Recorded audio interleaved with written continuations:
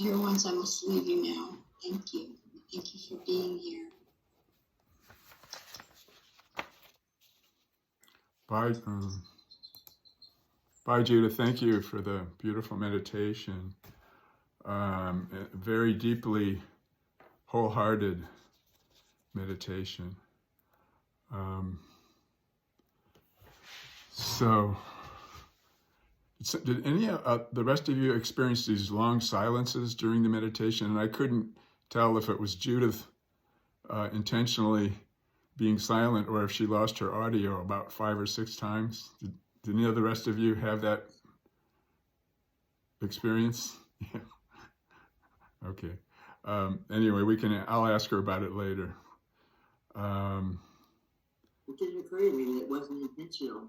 I don't think so, because I could hear just a little something like her voice was like faded out and couldn't quite come through. Yeah. So, when I was preparing for this session on impermanence, I noticed I was kind of having some difficulty trying to organize my thinking about it. And so I've been doing enough internal awareness work to know that means I'm resisting somehow. So I was getting in touch with my resistance to impermanence. And also, more and more I'm really, okay, well, be calm and generous and kind to your resistance and learn to love our resistance. And that, in a way, is allowing ourselves to enter or to join the flow of impermanence, which is our life, which is our life force, It's very difficult. We fear suffering because we're so deeply conditioned to believe that we are this separate being, this separate body that is limited and can be hurt. And, it's really sad, and I include myself in this, but it's sad that most people, almost all people, live their life thinking that we are this separate being located in this body that shares the limits, shares the conditions, shares the destiny of the body, confined to this body. So with that condition, it's very difficult to relax into this flow of impermanence that the Buddha and Tai are talking about, because our conditioning is so deep to want to protect ourselves. So we grasp on things we think that'll protect ourselves. We turn away from things we think will hurt ourselves, injure ourselves. But our actual experience is that everything is always changing. And, we can't escape this truth for very long, and it's always staring us in the face, and we work so hard to overlook and try to forget it. So Tai, has a very clear way of kind of presenting this dilemma and trying to show us the truth of impermanence and why we don't really have to fear it. And he does this in a way of, sometimes here I saw this one piece I was going to read, a couple paragraphs here, with the example of how a cloud transforms and exists. He says, looking deeply, you do not see a real date of birth and you do not see a real date of death for the cloud. All that happens is that the cloud transforms into rain or snow. There is no real death because there is always a continuation. A cloud continues the ocean, the river, and the heat of the sun, and the rain continues the cloud. So if we are afraid of death, it is because we have not understood that things do not really die. People say that the Buddha is dead, but it's not true. The Buddha is still alive. If we look around us, we can see the Buddha in many forms. The Buddha is in you because you have been able to look deeply and see that things are not really born and that they do not die. We can say that you are a new form of the Buddha, a continuation of the Buddha. Do not underestimate yourself. Look around you a little bit. and you will see continuations of the Buddha everywhere.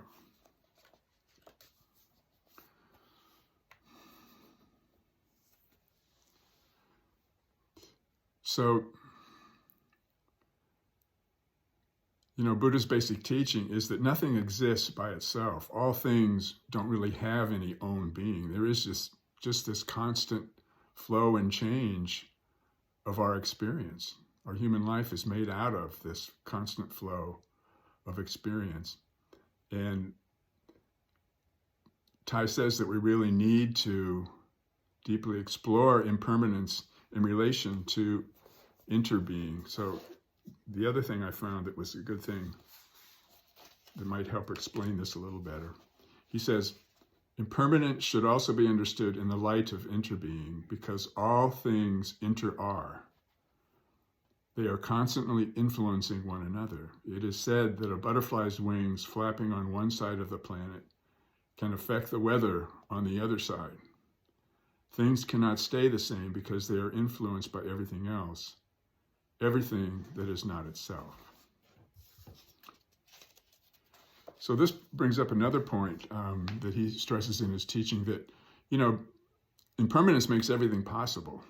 If things were permanent, our kids couldn't grow up into adults. We couldn't. Nothing could change, and we'd be stagnant. Could we really enjoy life if things were permanent?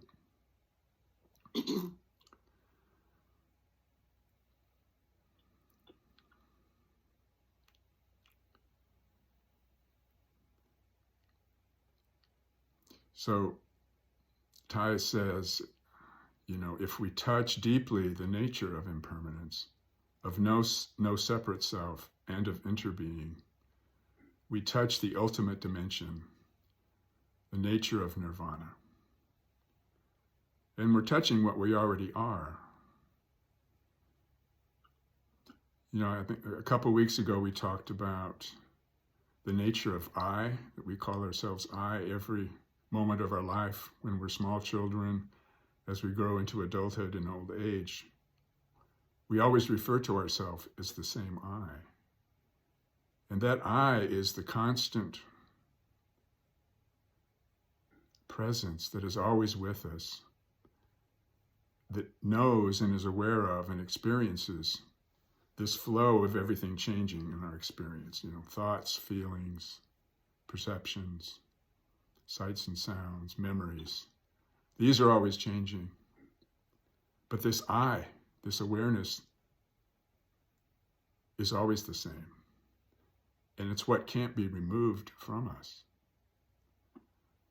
So Buddha and Tai, they're telling us, and me in my own way, we're expressing that this I, this presence that's always with us, is our true nature, is the Buddha nature.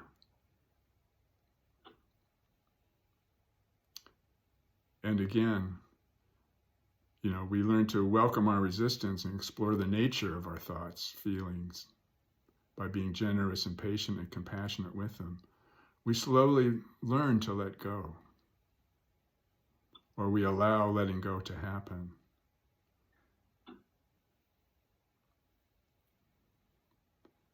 And we begin to realize the nature of this being that we are.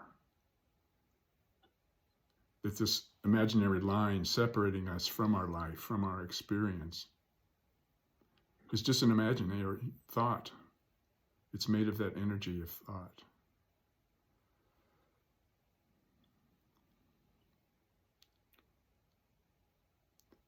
And so the nature of our actual being, it's free of the contents of all notions, thoughts. In fact, Tai says that the word nirvana actually means freedom from all thoughts. It's the unconditionally accepting of all experience. And we learn gradually through our exploration that suffering itself is also impermanent, is also void and empty, and is just part of that flow that we are. So first we join the flow. We learn that we join the flow when we realize we're not really separate from it. And then at some point, it's like we realize we actually are the flow. It's not like there's something here that we have to join. It's like it's what we are. It completely pervades our being and every being. And when we realize that, we see that all-pervasive flow and presence that is us and other beings. That's the recognition of our shared being. That's what love is. Ty says this over and over again in so many words. So again, it's what can't be removed from us. And another way of exploring it is explore what can be removed from this presence that we are right here and now, looking at our computer screens. What can be removed? Well, our thoughts, our feelings, our perceptions, memories, pains, anticipations, regrets. All of those things are traces of our experience that are always changing and disappearing in this constant flow of our life energy.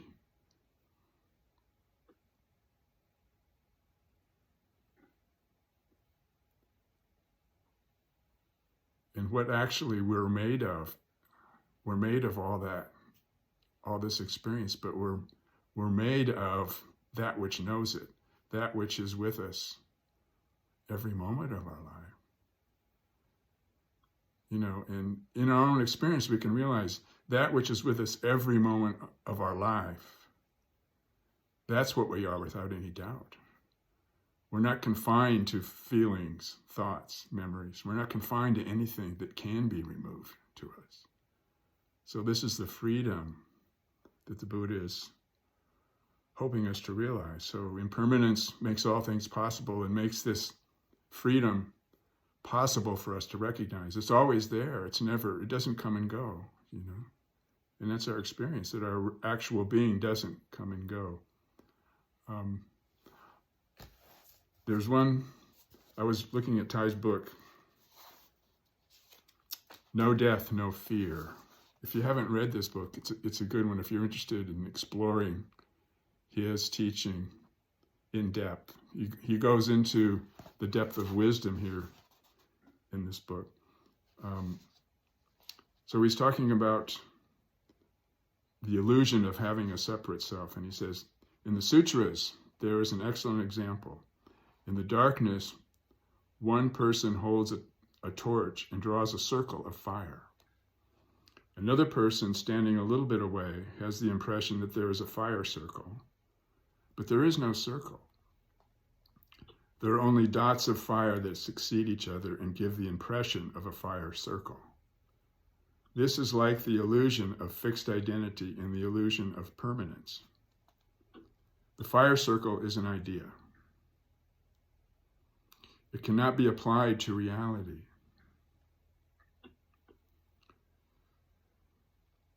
And it cannot describe the true reality. If you analyze the fire circle, you will see that there are millions of instances moving in quick succession that give the impression that there is a fire circle. So think of all those little sparks of fire appearing and disappearing so fast, and then all of a sudden it all kind of, they blend together and we think there's an actual entity there, circle, you know. And so in this analogy, this idea, this fixed idea of being an actual entity, separate self that's an entity, you know, is really just made up of all these flashing experiences, thoughts, images, and they're just flying by, you know, again and again and again, all our life. But the real I that we know we are, that's all the time, is not dependent on that flashing by, you know. There is no circle of identity. There's no entity here that we are. We just are this impermanence. And we don't know what it is. We don't know where it comes from or where we're going.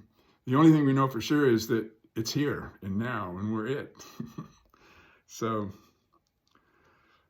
you know, Maizumi Roshi, one of my teachers from the earlier years, said that we're born and reborn. We go through birth and death 70,000 times every second, he said.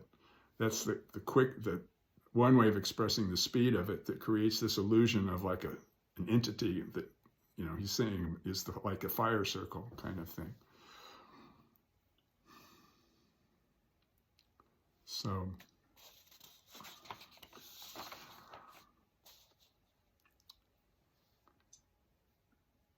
we can, by looking deeply, we can realize there is a peaceful acceptance here within us that has the power to transform our suffering and point out the reality of our shared being. And that, for me, that's the real strength of the Sangha, that we can rely on that and kind of try to illuminate the process, illuminate the reality of it for each other. So I've been talking a while. Why don't we open it up and somehow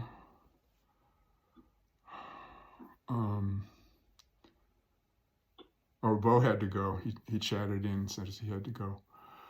I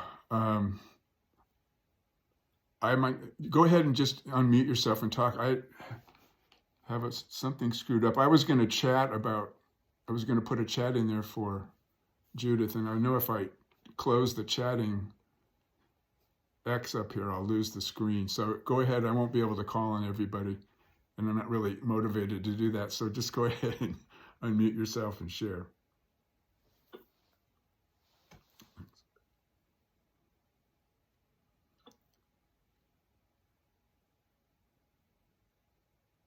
Good morning, everyone. Morning. Thank you, Roger, and thank you, Judith. It was a very timely meditation and talk as I was getting myself together this morning, doing all the hygienic things you need to do, and having a little bite to eat. My mind is racing from all the books I need to put in the back of the car and find a place to donate them. All of the books I need to send to my friend. Oh, and on with these activities that don't have to all be done today. They certainly don't need to be done while I'm trying to eat or just get dressed and stuff. It's like, is this mind ever quiet and still? Occasionally, for a very impermanent period of time.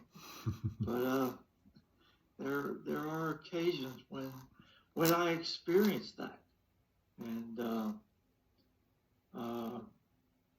certainly I would like more of them. My succession of thoughts, well, it's what I gotta do. At least that's the way I would characterize it today. And it was a very good teaching on impermanence, something I think of very often.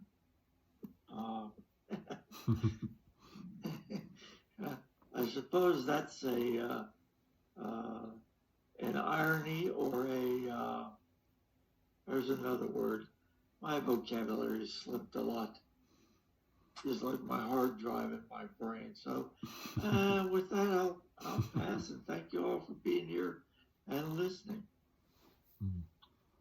Yeah, thanks, Timothy. I think Judith mentioned in Ty's meditation about the joy of impermanence. The freedom to just brush our teeth and just go out and work in the garden, and bringing that energy of mindfulness there that can remind us to appreciate the impermanence. Yeah. There was a teacher, a friend of mine who passed away a year ago. He was trying to get me to read this book called The Practice of the Presence of God by this Benedictine monk. And he really enjoyed, even more than just being quiet and still and doing meditation, he really enjoyed just doing menial work, which was something that was always never, I'm learning now just in my old age to appreciate that, appreciate the joy of not being kind to ourselves and not trying to be in a hurry and not having a big agenda on when and how and just, you know, being with the impermanence as it's going on and appreciating it. So thank you. Yeah.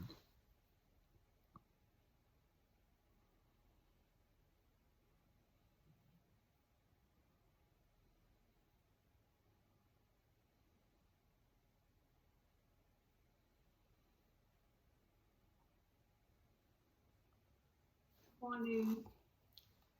Thank you so Morning. much for the talk, and thanks to Judy for the meditation.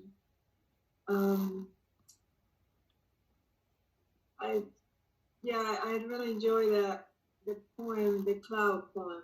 It's such a beautiful poem. It's being really it just illustrates how things work, and it's so beautiful.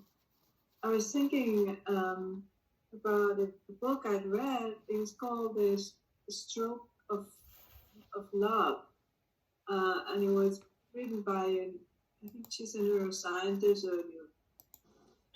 and she had a stroke, and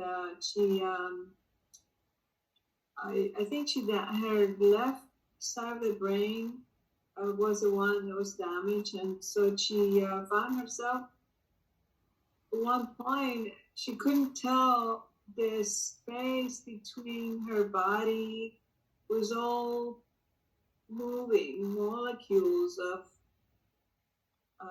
particles fusing into the surroundings, her surroundings, that she couldn't separate herself from the space around her body. It was really amazing. Which illustrates, how, that we're really like the fire circle that you're talking about. Mm-hmm. Yeah. Little particles that appear to be something, but they really aren't. And then it makes me wonder about the rest of the, like light is, you start analyzing things, and things are not really the way they are, and the colors that we see are not the colors that are the way things really, there's not a fixed way for things that, in terms of our vision and et cetera, it's kind of complicated when we start to think about it. I just wonder if nirvana is possible, being completely free of thought, because we have to work so hard at constantly at being in the present,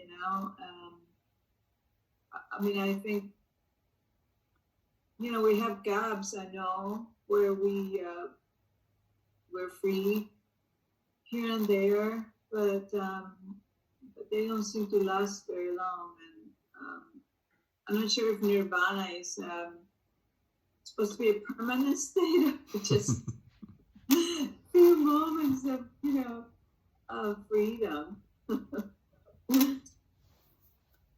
Yeah, thanks, Georgina. I was remembering, that Ty was, I guess, the last 7 years of his life, he had a pretty massive stroke and he couldn't talk. I don't really know what he was really conscious with, how conscious he was of other things around him, or however, in the other, I don't know much about the other ways he may have been disabled by the stroke, but it was a pretty massive stroke. And he had enough freedom of spirit that he knew how to just teach the way was still available to him with his presence.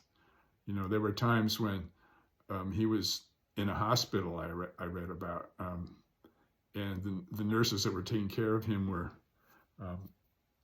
in a hurry or, feeling anxious about something, and he was just kind of like, with his hand, he would just say, breathe in and out, kind of thing. He could move his arm, and, he was just teaching that was just his way. And then I think he kind of enjoyed that, even though he had all these limitations, he was able to enjoy just his being with that. And is nirvana possible? Well, the idea of nirvana there's no way for ideas to be perfect. So ideas just make just sow the ground for more ideas. So there's no real answer there in the thinking mind, But if we deeply experience our suffering being absorbed, being transformed, and relaxing into the flow of our life, that's no small thing, and how long it's going to last or where it comes from and where we go. The Buddha said, if you get shot with an arrow, don't worry about the size of the arrow, who shot it, and how they figured out how to hit you with it. It's just remove the arrow, And there'll always be a deep mystery for us because we're still, unfortunately or fortunately, we're still limited in so many ways. But that's, again, limitations are just ideas too. So, yeah. I enjoy the link of Thich Nhat Hanh's. That was really special. I really appreciated that. Yeah.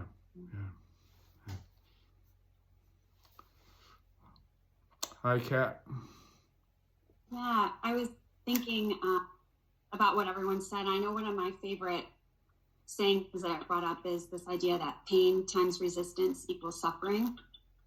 So really leaning into those areas of resistance. And I think you were talking about that, Roger, like in terms of preparing this talk too. And so I know in my own life, I try and really examine the areas where I try and control things, whether that's intellectualizing things and thinking about them a lot, or thinking that things have to be outcome driven, right? And I think with illness in particular, I think for a lot of times there's only one appropriate outcome, and that's just like, complete and utter well-being. And so these impulses to control make us so unhappy, I think. I've thinking a lot about this idea of wise hope, and that, that's sort of something that lives within us,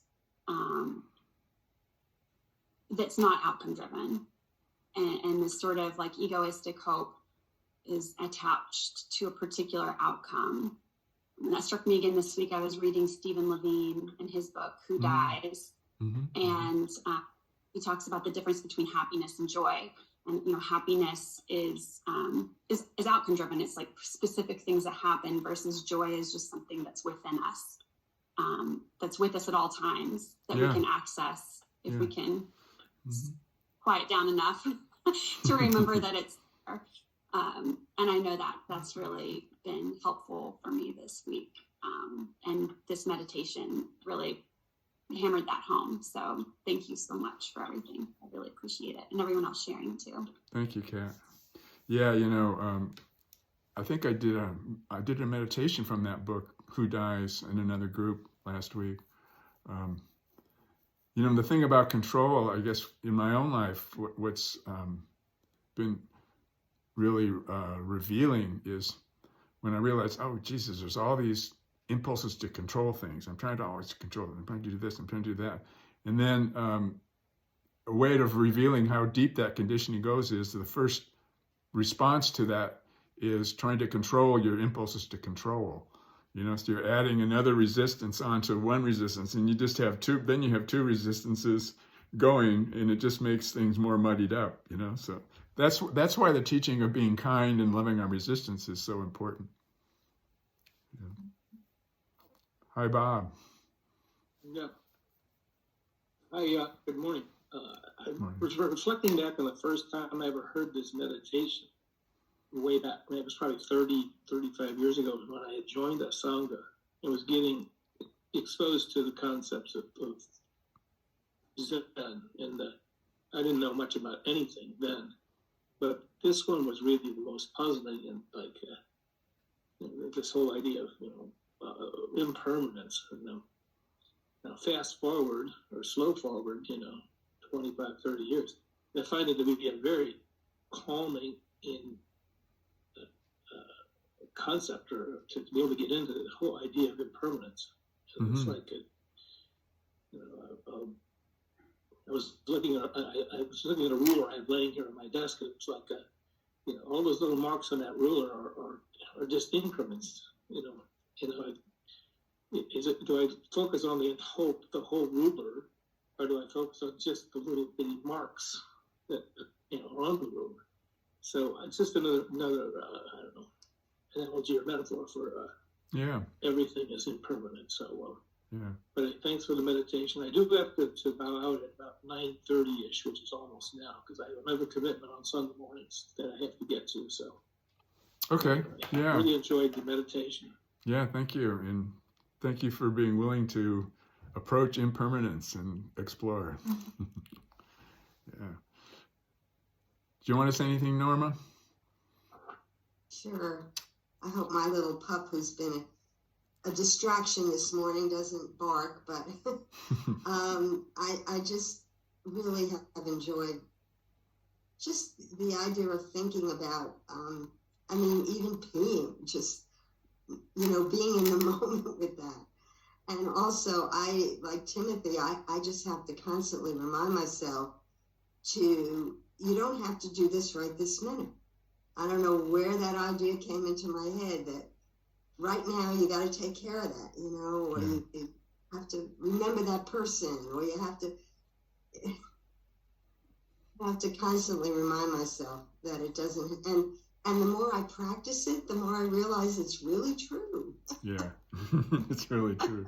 I really don't have to do it at that moment. Yeah. And I'm remembering a video I saw of Ty's, I guess it was more recent, after his stroke, and him reaching out to children, and how he he just would take their hand and just kind of in a very soothing way, and children generally are afraid of people who don't have all their faculties, but these children just stayed with it, and how much he was teaching, even though he couldn't do everything, how he continued to teach through his mannerism, and also they had certain signals for him, so that he could communicate things he wanted, and how patient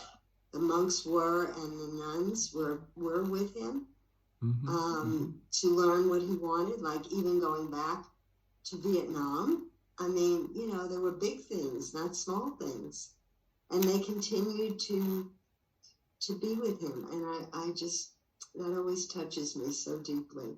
Yeah. Thank you. It was perfect meditation for me to hear, and hearing everybody's wisdom. Really, I always appreciate that. Yeah, thank you for your deep heart, wholehearted feeling for Ty and his teaching. If you don't have to run away right away, there's a short story I could share about Ty and his relations with the children. Because so much about, and Jesus talked a lot about becoming like little children, becoming childlike and all. Judith told the story one time. She was at a retreat, and her granddaughter got, when Ty would do these long walks down a path, on his retreats. And so one time, her granddaughter got to hold his hand. So she was holding Ty's hand during the meditation. And afterwards, everyone was like, wow, I don't remember the granddaughter's name exactly, but they're saying, how was it? You were actually holding his hands. Wow, a great Zen master, you were holding his hand. And everybody was making such a big deal about it, and she was kind of like, and then Judith was part of that, and she says, Grandma, it's just a hand.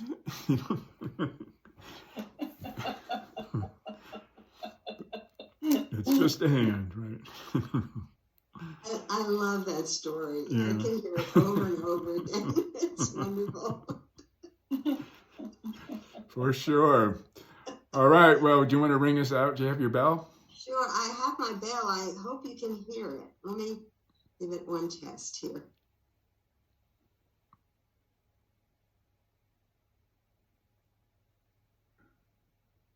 You hear it? Did you hit it?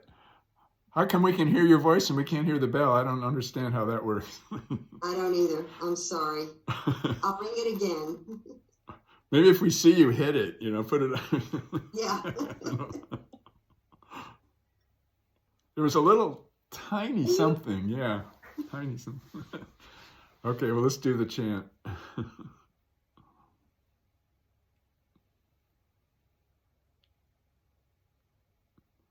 May the merit of this practice benefit all beings and bring peace.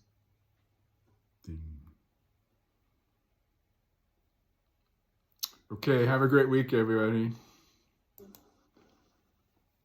See you soon. Bye-bye.